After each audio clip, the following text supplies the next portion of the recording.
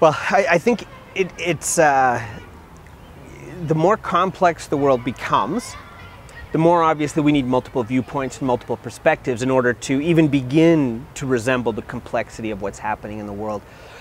However, what happens, and this is what I see with courses that I'm teaching now, I mean, I've long stated that content is worthless. Like, content is so freely available today. One of the examples I've given recently was Encarta, Microsoft's encyclopedia. I think it was in 1985 or so. They were doing some focus groups and asking people, what would you pay for this thing? And people, initial reviews were, $1,000, $2,000, and by the time they got to market, I think it was around the $400 mark that they were charging it. It kept dropping, it kept dropping, it kept dropping.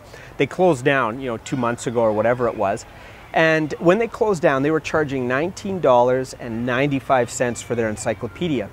Think of that. 20 years ago, they thought this CD of an encyclopedia, physically taking our physical, encyclopedia, putting it on a CD-ROM with images and videos and audio, would be so valuable that people would pay $2,000 for it. I don't think you could sell one today. And then the question for me is why? Right? Why can't you sell it anymore? And the reason you can't sell it is because the economic value point doesn't reside in content. There's so much of it available. There's Wikipedia. There are people who are publishing and posting their information online. There are universities that are sharing their information. There's foundations and even corporations that are sharing examples or content freely online. So then the question becomes, if content isn't the value point, what is the value point? Well, to a degree, newspapers were both valuable for content, original coverage, and for what they selected and didn't select, right? So the newspaper had to make choices on the part of its readers to say, this is important and we're going to tell you about this. But that strength was its own weakness. The fact that they could select what was important for readers served a very, sort of a homogeneous society. And it served a very specific worldview. Worldviews today have fragmented, where we have a huge spectrum. Look at politics these days. Just the divisiveness within politics demonstrates the growing diversity within society as a whole.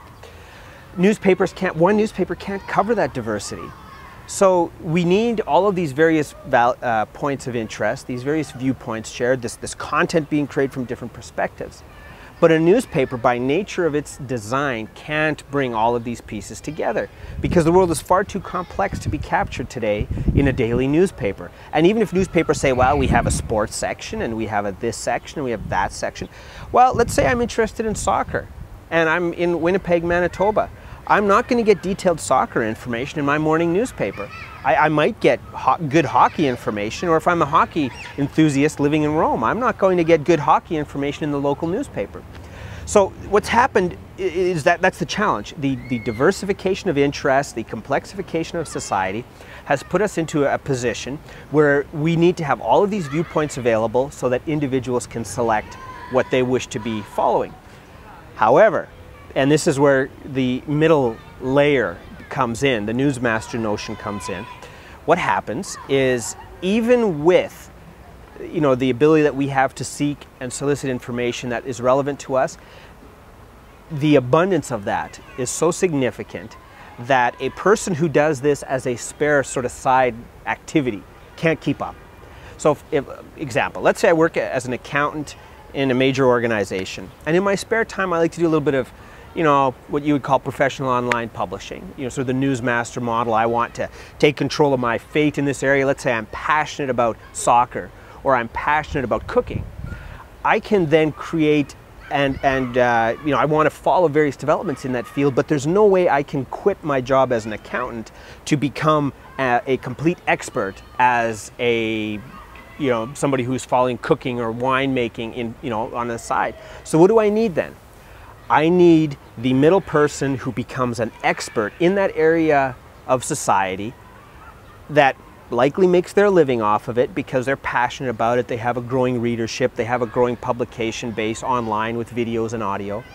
That while I continue being an accountant, I can become a winemaker or I can observe it and become an informed winemaker by following these expert, amateur, so to speak, winemakers that are sharing their information and staying on top of the field.